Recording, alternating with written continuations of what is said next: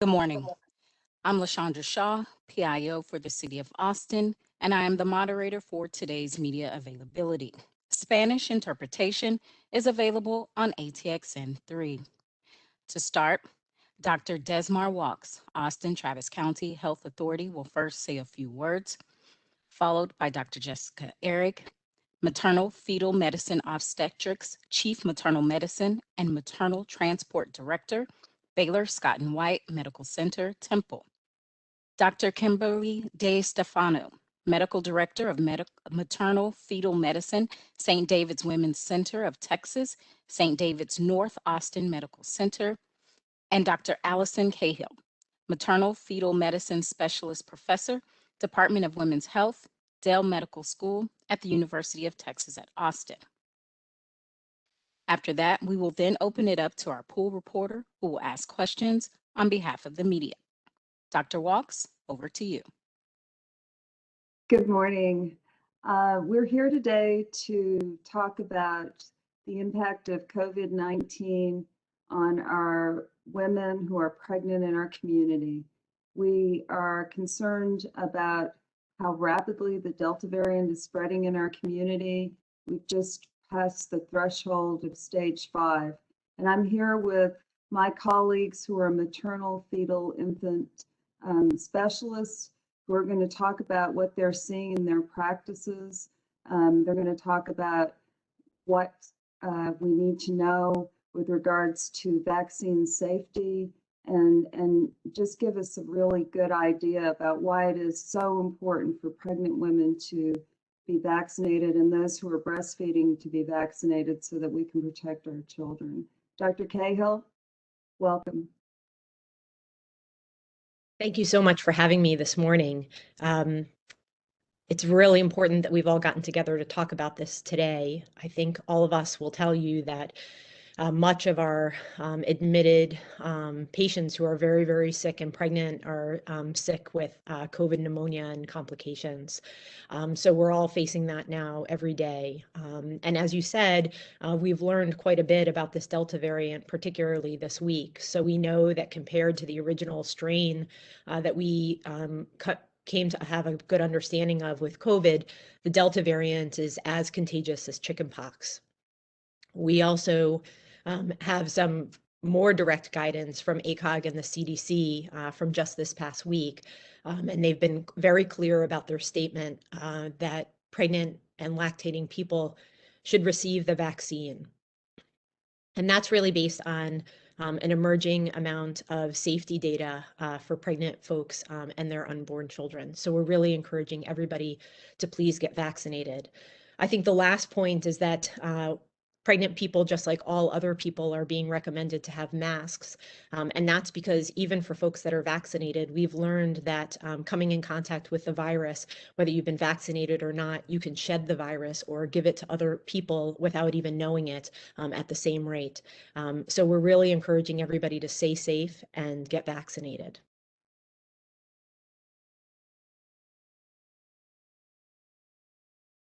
Thank you, Dr. Cahill.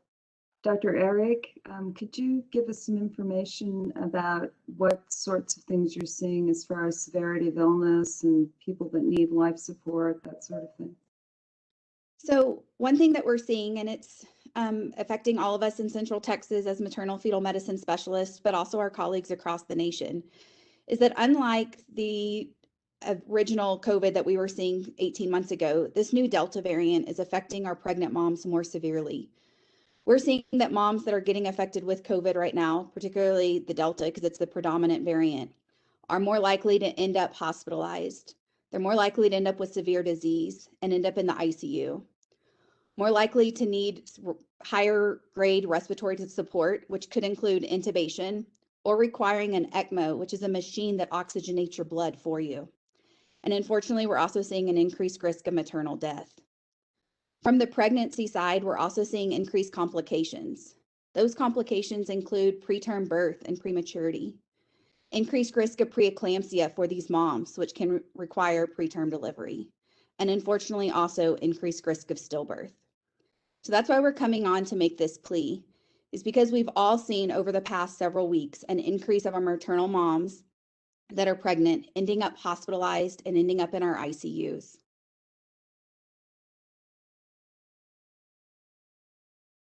Dr. DeStefano, could you give us some more information about vaccine safety?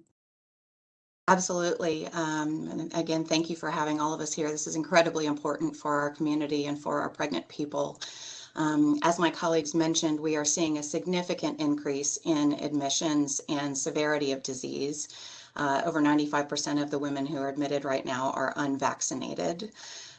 We know that the statement from ACOG and Society for Maternal Fetal Medicine is that all pregnant and lactating people should be vaccinated.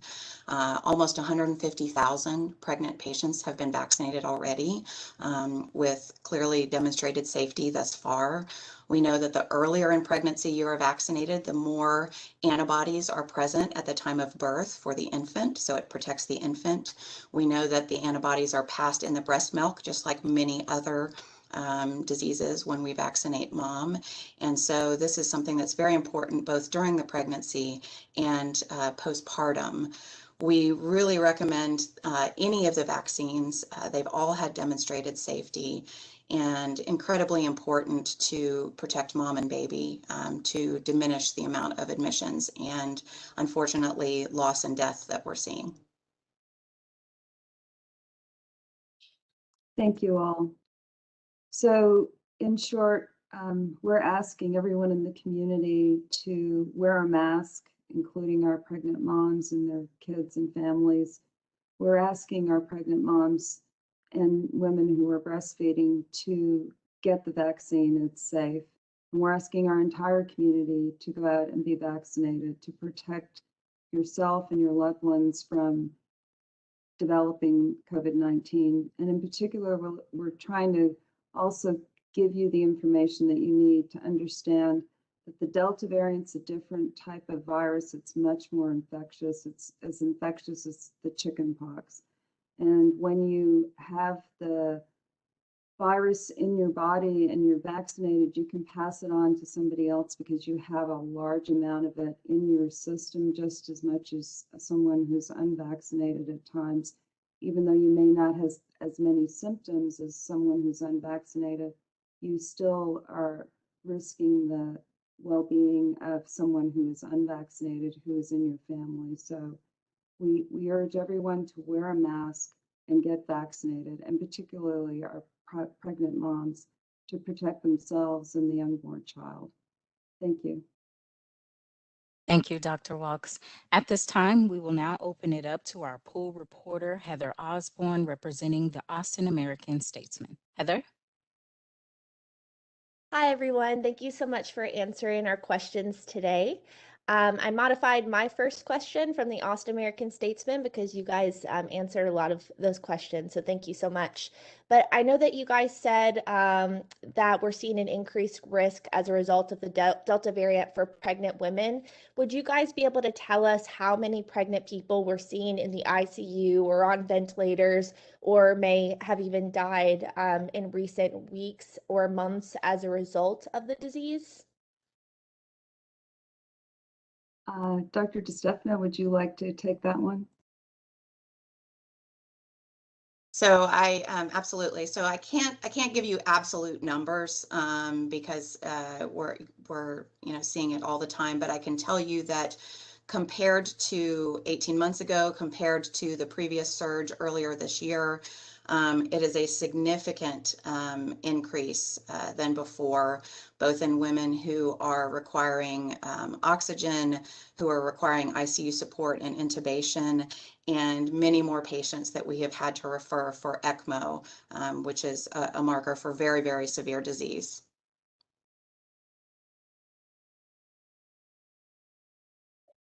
Thank you so much. And my next question is from Community Impact.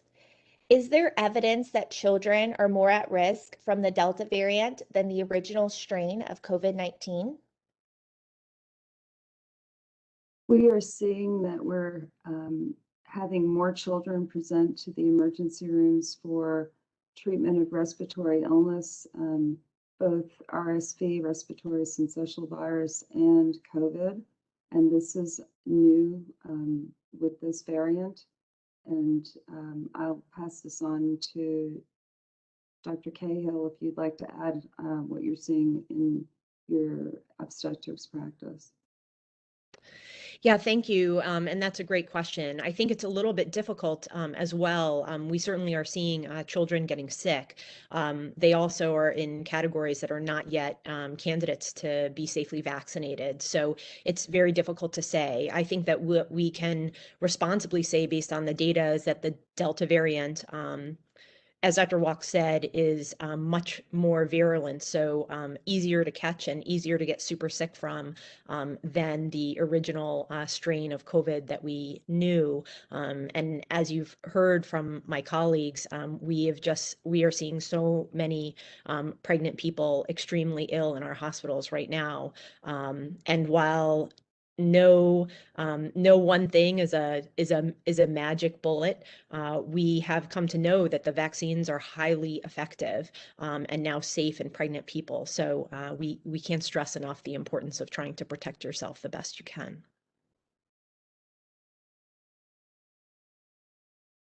Thank you so much. Our next question is from CBS Austin. I know a pregnant woman who says her doctor advised her to wait until after childbirth to get the vaccine because she previously had a bad case of COVID and might have a strong reaction to the vaccine. Do you agree with that advice? Dr. Eric, would you like to take that question?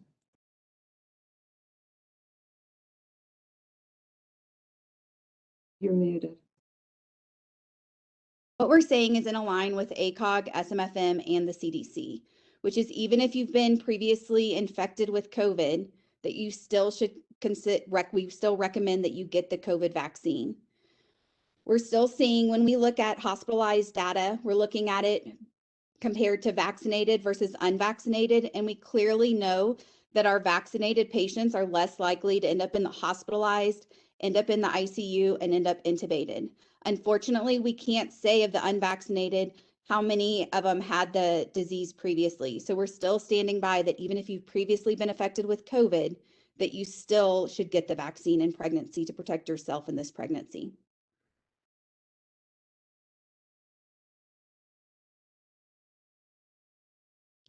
Okay, our next question is from Univision. What are the symptoms that pregnant women should be concerned about when it comes to the Delta variant, considering they aren't testing specifically for the variant? Dr. Stefano, would you like to take that question? Sure. So we know that the Delta variant is more infectious and more virulent, but any strain of COVID still carries the same risk for mom and baby as far as if you're unvaccinated needing to be hospitalized. Now, whether you have more severe disease as far as being in the ICU or being intubated, that may be slightly higher with the Delta variant, but the symptoms remain the same. If you're having shortness of breath, if you're having fever, if you're having myalgias, all of that should be evaluated, and then we're going to treat you based on what symptoms you're having and clinically how you're appearing, not necessarily which variant you have been exposed to and infected with.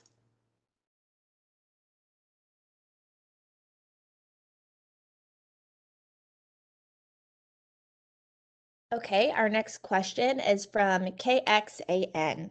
If Austin moves to stage 5 in the COVID risk guidelines, what will be different from, oh, I'm sorry, this question isn't pregnancy related, so I'm going to go to the next one. Excuse me 1 second. Okay, the next question is from Coop Radio. Have there been any side effects noted in pregnant women from the vaccines?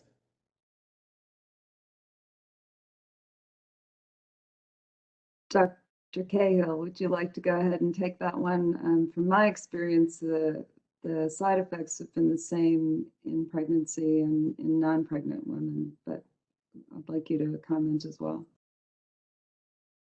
That's exactly right. I was going to say the same thing. So we've seen the same type of side effects, which I think have been well documented and spread across the news, which is that folks can have headaches or myalgias or fevers and so forth, and typically at rates that are a little bit higher than other vaccines that we are kind of a little bit more used to, like flu and other. And the rates of having that seem to be a little bit higher, those side effects, after the second dose compared to the first. But reassuringly for pregnant people, Tylenol, which we know is safe to take in pregnancy, can alleviate those symptoms, but don't decrease the efficacy of the vaccine.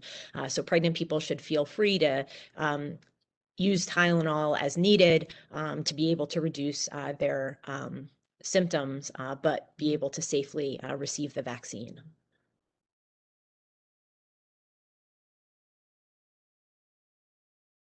Thank you so much. Our next question is from Spectrum News. Are there women in all stages of pregnancy hospitalized, or is there a particular trimester where unvaccinated pregnant women and their babies are most vulnerable to severe illness and hospitalization from the Delta variant? Dr. Eric, would you like to take that question? I think unfortunately we're seeing it in all trimesters of pregnancy, but particularly we're also seeing it in our second and third trimesters, and that's where it makes us concerned, because that's when we're really having to decide how we're going to act in the increased risk of preterm birth in these moms.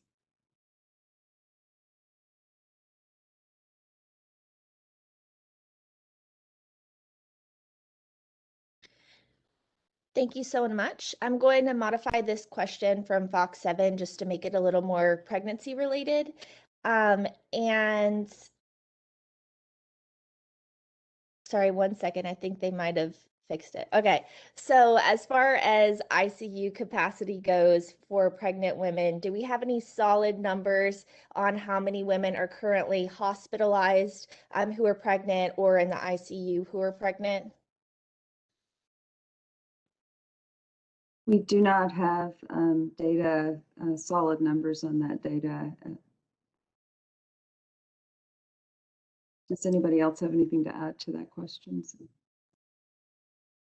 I can add a little bit also. Yes, it's changing so rapidly, the number of admissions, and we do have a group of administrators from all three of our health systems that are working together to make sure that we can accommodate patients and take care of them. But we do not have absolute numbers right now. But I Okay. think what's most alarming about what we're seeing right now is that we're seeing more women who are pregnant in ICUs. That's the take-home message here, and that we're seeing women requiring advanced life support measures like ECMO.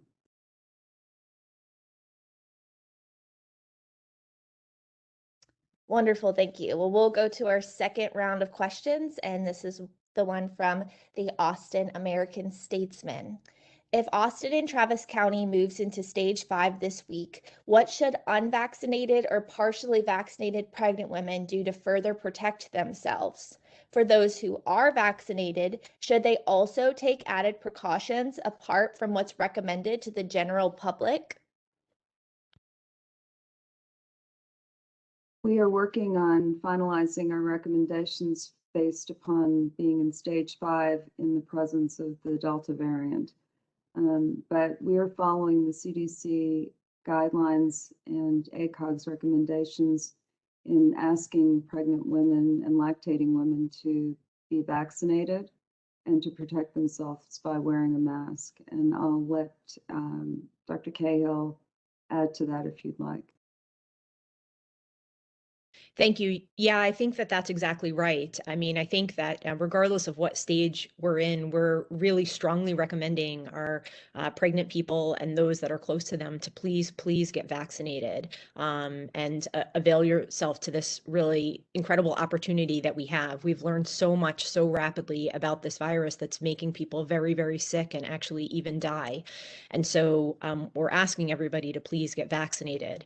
I think the point about masking is an important one. We also know a lot about this virus and how it's spread, and we know that wearing a mask and having those around you wear a mask and continuing to socially distance will reduce the chance that you'll contract this variant.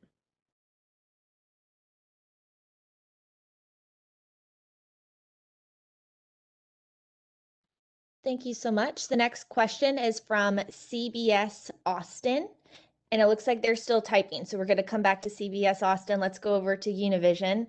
Are we seeing more Hispanic or minority pregnant women? I'm assuming hospitalized. Dr. DeStefano? So yes, absolutely. In SMFM's, which is the Society for Maternal Fetal Medicine, most recent statement, they mention in addition to things like diabetes or heart disease, we are seeing more pregnant people who are in minorities being admitted and having more severe disease. I don't know that we know whether that's because there are less of them that are vaccinated or not, but we definitely know that there is a higher incidence of the minorities being admitted and having to have life support and ICU support. Would you like to add anything to that, Dr. Eric? No, I would just say that that's what we're seeing as well. And it's what not only we're seeing here in Central Texas, but that's a central theme across the US. But really, particularly here in Central Texas, I think all of us at our own hospitals are seeing that. So if again, just re-stressing to all groups, but particularly the minorities, to try to increase the vaccination rates, not only for pregnant moms, which is what we're pushing, but for the whole community as well. That the family members also get vaccinated in addition to wearing masks. That's how you can protect not only your pregnant patient, but also the family members as well. And Dr. Cahill?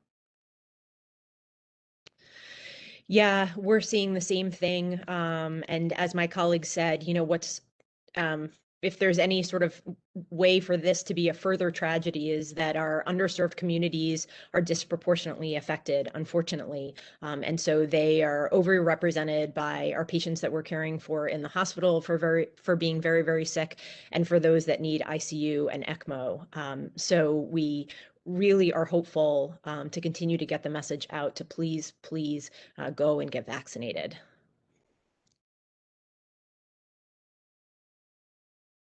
All right, we're going back to CBS Austin now, and they're asking, do we know anything about the long-term impacts of COVID-19 on the child when a woman has had a severe case of COVID-19? We know that there have been studies that show that diabetes is something that can develop in children who have had COVID-19, but I'll defer the question also to my colleagues and have them each talk about what they're experiencing in their practices. Dr. Eric? No, I think one of the biggest impact on childhood that we know is preterm birth. And I think that's one of the highest risk with a mom who gets COVID is the risk of preterm birth. And so we know that that can have long-term effects depending on how early a baby's born, increases the risk for long-term respiratory issues, for blindness sometimes, for neurologic development delays. And so we know that the biggest risk to these moms coming out of COVID is preterm birth, and that can affect babies long term.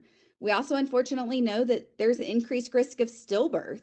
And so that also is impacting, of course, the pregnancy itself as well. Dr. DeStefano? Yes, I would absolutely agree. You know, I don't think we have enough data. It hasn't been long enough to evaluate these children for issues when mom has had COVID, but we know in the short term that many of them are needing to deliver early, either because it's impacted the fetus or it's impacted the mom to the point that she needs to be delivered. And prematurity does have long-term effects as well. As you were mentioning, you know, those children are more likely to develop diabetes or obesity or high blood pressure, other complications later in life. So I'm sure that we will see that data come forth later on. We just haven't had the time to really look at that longitudinally. And Dr. Cahill? Yeah, I completely agree with my colleagues. I mean, I think that what we know right now are really things related to prematurity. But I'll also mention that, and there's a list of things that we're worried about and studying to try and understand. But what I'll also say is that not all moms have shown us that they recover completely. And so many of them have continued on to have chronic disabilities like chronic lung disease and gone home on oxygen and other types of things that affect their ability to even care for their baby, and bonding and breastfeeding and all sorts of other things like that that are very important to a developing baby. So I think that we're not just seeing that patients are admitted or have these very difficult hospital courses, but in fact, we have patients that we haven't seen get completely better yet. And so that, of course, impacts mom and baby and their entire family.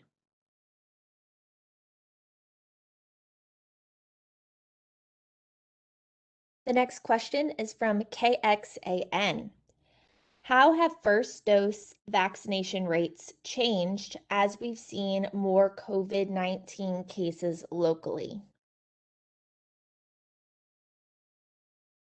We're starting to see an increase in the number of people that are being vaccinated. It's been a slow, incremental increase, but and that's hopeful. But we need people to really start getting this vaccine in a much more rapid pace. We're facing a variant of this COVID-19 that is very aggressive. It's causing severe disease and illness, and vaccinations are the way to prevent severe disease and hospitalizations and death. And we particularly are really in this moment really asking pregnant women and people that are breastfeeding to go and get vaccinated. It's safe, and we are really concerned that we are not getting that population of folks to hear this message of the safety of the vaccine. So today we're assembled one and all to say, wear a mask and please get vaccinated.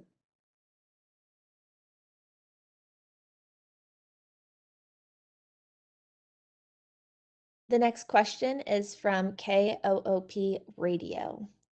Have we seen COVID transmission from mother to the womb, and what can we know of the long-term impact on children who contract it?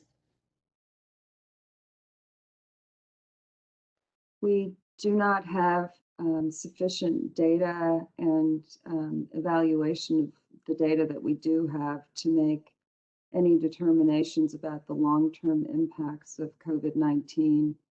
And I'll let Dr. DeStefano talk about the impact of on the fetus.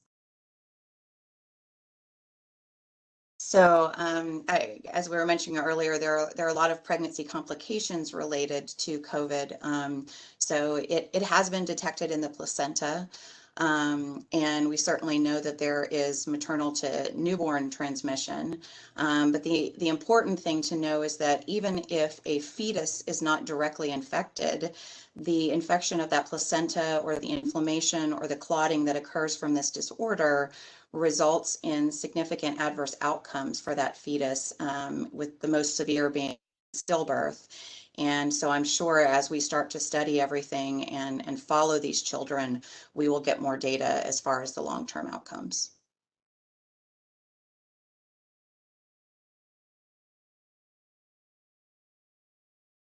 And now we're on our last question from Spectrum News.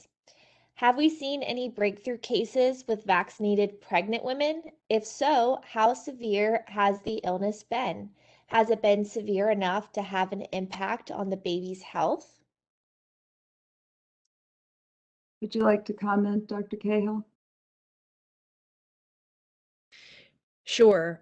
So while not common, we have seen patients get sick who have been vaccinated. The good news is, again, as I mentioned, it's uncommon, and the likelihood that they would get severely sick is also uncommon, but it's certainly not impossible. So one of the reasons that all of us are continuing to talk about vaccination, but the other types of habits we can recommend to our pregnant folks and their families to try and protect themselves from getting sick.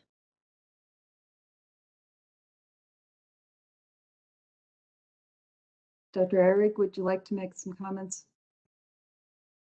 I just want to emphasize that although we have breakthrough cases, the vast majority of our hospitalized patients and those in the ICU that are pregnant with COVID are unvaccinated. So just to emphasize what we've all been saying is that really the best way to protect yourself is to get vaccinated and to practice exactly the CDC protection guidelines, which is also to mask as much as you can.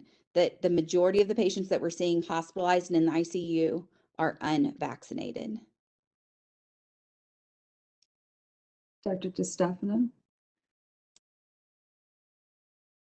Yeah, I would completely agree. Just like in the non-pregnant population, vaccination is very clearly highly effective as far as risk for severe disease and ICU admission, and we are seeing the same with our pregnant population. We have had some breakthrough cases. Personally, I have not had any breakthrough cases that have needed hospitalization, although I know some of my colleagues have. So the most important thing you can do is to be vaccinated. Thank you, ladies. At this time, we will go into our closing remarks. Dr. Walks. Thank you all for joining me this morning to talk about this very important aspect of what we're facing as we respond to the COVID-19 Delta variant. We are here to give our community the facts, to dispel the misinformation that's out there. The American Academy of Obstetrics and College of Obstetrics and Gynecology on Thursday released a statement stating that they are recommending vaccinations for pregnant women and women who are breastfeeding. This is an important piece of information for everyone that's listening today. Vaccines will protect you from becoming infected by COVID-19. They protect against severe illness, and they protect, help to prevent hospitalizations, ICU admissions, and what we're seeing now, which is much more alarming, is that we are seeing pregnant women who require life support measures to the extent of not only being on a ventilator, but being on ECMO, which is a machine that's used to help rest your lungs and your heart so that your blood can get oxygen.